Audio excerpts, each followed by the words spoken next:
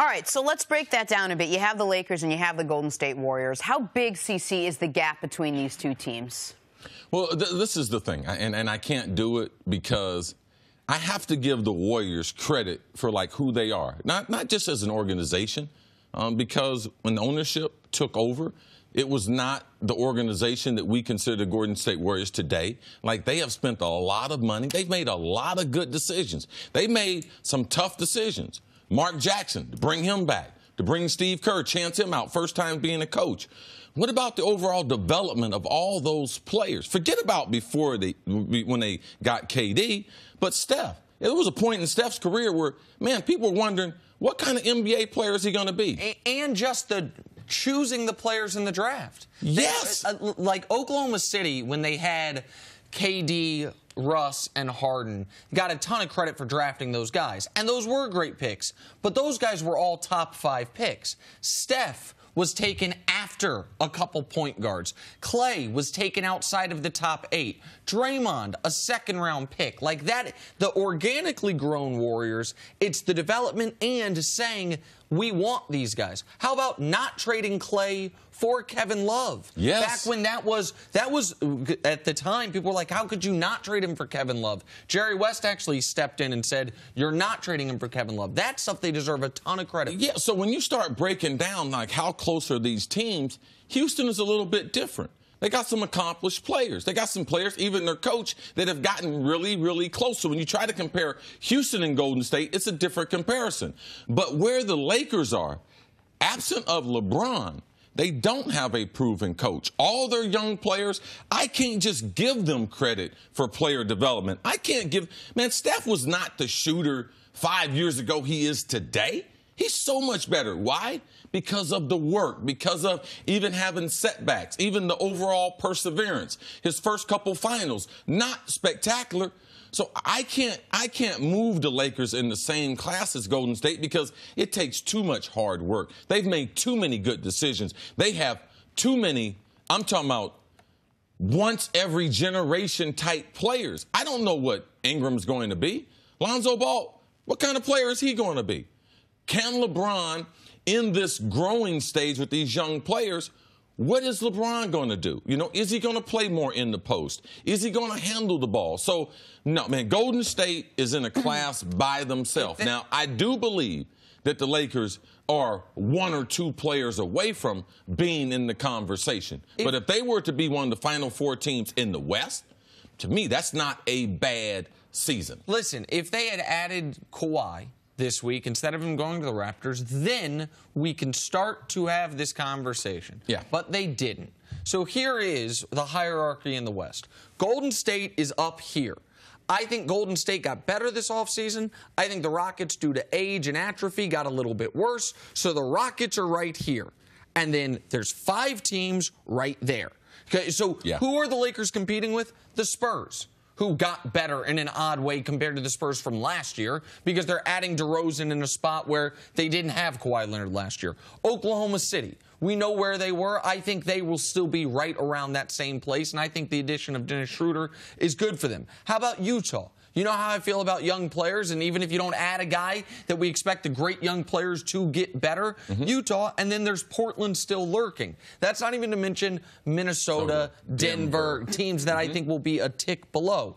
So the question is, to me, will the Lakers be at the top of that group of 5 as the 3 seed? Or will they be closer to the bottom of that group of 5 as the 6 or 7 seed? Like, that's the question I have right now. Not about the Lakers versus Golden State. They do not have the personnel. But is it possible to, if you squinted just a little, say maybe the Lakers are a Warriors injury away or an Ingram having a monster year away? I mean, you talked about all the potential that the Warriors had when we didn't know what Steph was going to become and we weren't sure if we agreed with the Clay trade. But all of a sudden, you have a ton of young potential on this team who are a season or 2 away from having, like, breakout seasons and turning into a shell or perhaps who they really are, plus LeBron at the helm with all that. And now you're a year away from maybe landing a big free agent. I mean, realistically, how far away are they? We can squint, and it's hard to see one of the Lakers being as good as Klay Thompson individually. I can squint, and I got hellacious vision. It's hard for me to see anyone being a better pro than Steph. I haven't even got to KD yet. And I can squint. I believe that Walton as a coach is going to work out. But to think he's going to be as good as Steve Kerr has been, that's just really, really hard. So the task is, it's a monumental task of the things that they would have to achieve. They could have spectacular second seasons and still not be where Golden State is at this point. And the guy that people will point to on the Lakers, other than LeBron, obviously, that could be the star, the second star, is Brandon Ingram. And I just want to caution that a touch. We were in the office this morning, actually, because one of our producers, Deontay, yesterday was tweeting about Carmelo Anthony should have won Rookie of the Year over LeBron his rookie year. So I actually looked into Carmelo and LeBron's rookie seasons, and CC, your stepson, Austin, was doing the same thing. Carmelo Anthony as a rookie averaged 21 points a game. 21 points a game. Why am I bringing that up? Because he turned into a professional scorer from the moment he got there. Brandon Ingram as a rookie averaged 8. In his second year, he averaged 16. Typically, the guys that have that trajectory aren't going to be superstar caliber players. Now, they might make an all-star game one day. Yes. But unless you come into... Kevin Durant came into the league as a 20-point-a-game guy. Yes, there are very few Kawhi Leonards. Right, and there's very few Giannis's. Like Giannis, you understood why it took him a long time. He was coming from a different country. Yeah, he hadn't been exposed to basketball at this level, yes. Brandon Ingram went to Duke, he's from here, he came in, and so we're going to see progression, but the superstar leap, if it happens, it's going to take a Kawhi progression, a slow but steady build. What the Lakers are, and I mentioned it last week, CC mentioned it this week, and now the Lakers are talking about themselves, could they present a small ball lineup to combat Golden State? Like right now it would be Lonzo, Josh Hart, Brandon Ingram, Kyle Kuzma, LeBron.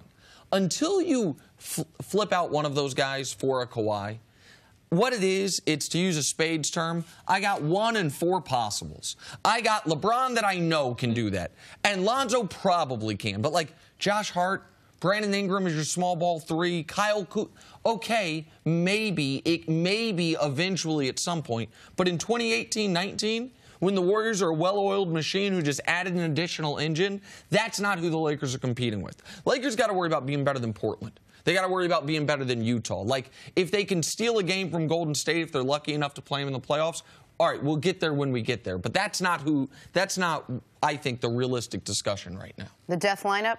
The death lineup, eventually they're going to get to that. Eventually they're going to get to that, but you need another superstar. You need another guy that can command a double team. You need another guy that can get you a bucket in the fourth quarter. Because the way the NBA is situated now, we can have a lot of conversations about the regular season. I know it is still somewhat important, but to me, when you break down these comparisons, it's about what's going to happen in the postseason.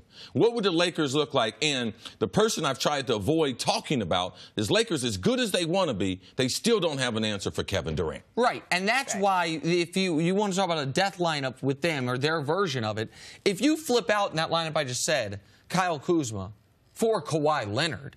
And then all of a sudden, LeBron's your 5. Yes. LeBron will eat Draymond's lunch. Kawhi can check Kevin Durant. And then you're talking about Ingram in year 3, because we're talking about a year from now. Or Ingram in year 4, pardon me. Lonzo in year 3. Like, okay, now we can start to actually say, like you said, you might not even have to squint. Yeah. And you can say, we can figure this out. Yeah. Right now, Golden State are grown men. Sure. And the Lakers are kids. Yeah. Right. All right? Youngest team LeBron's played on since his rookie year. Yeah. Nick will call you when they grow up. Thanks for watching. Subscribe here to get the latest from the show. Also, be sure to check out more of the best clips from First Things First, or go watch a few segments from our other shows on FS1.